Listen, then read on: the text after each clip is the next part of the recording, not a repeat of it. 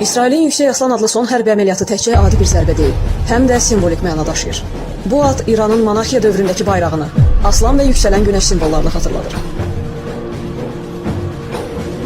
Bəzi ekspertlər bu addımı İsrail və ABŞ-ın İranda hazırki rejimi devirmək və Pəhləviləri hakimiyyətə qaytarmaq planının bir hissəsi kimi qiymətləndirir. Bu iddiaları gücləndirən əsas faktlardan biri də İranın sabiq vəliəhdi Rıza Pəhləvinin son bəyanıdır.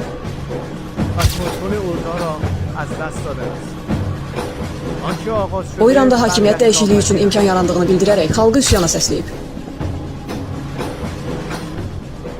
Rıza Pəhləvinin Yerusəlimdəki ağlama divarının yanında çəkdirdiyi sadiqlik rəsmidir.